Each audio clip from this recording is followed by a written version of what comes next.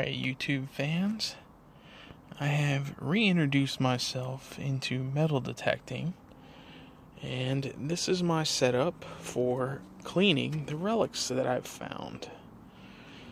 I've made a small electrolysis tank, and there is some sort of key or lantern turn inside there baking away. I started with the bolt, as you can see there with the wing nut.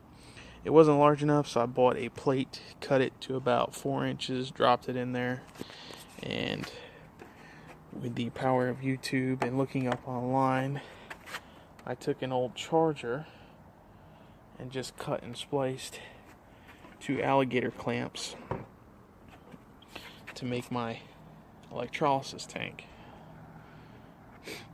So we're going to let that bake. So my test was this piece of metal here, which was a chain link that we found.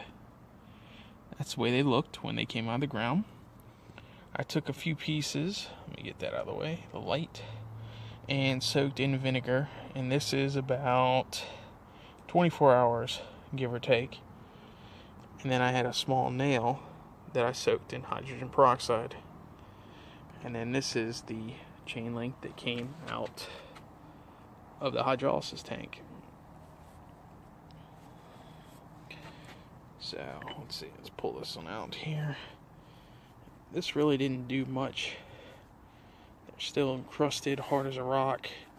The peroxide kind of bubbled for the first bit. Took a little bit of stuff off, but not really much. The vinegar here did turn the water a color.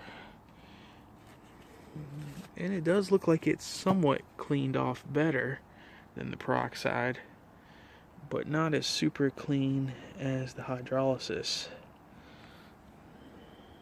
You can still see there's kind of an orange hue tint to it and a lot more junk hanging off of it. You can see that's pretty much smooth and clean. It's pitted, but it looks a lot better. And the peroxide was just kind of a joke. But I think hydrolysis is the way to go, because we got 24 hours on those two. And this piece here sat in the hydrolysis tank for about 3 hours, a little shy of 3 hours, and that's how clean it got. So I think that is the way to go.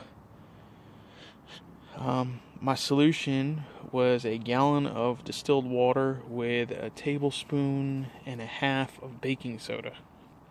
I think I'm going to try and get the wash soda next time. It's supposed to work a little bit better, but as you can see with the bubbling, that works pretty good in there.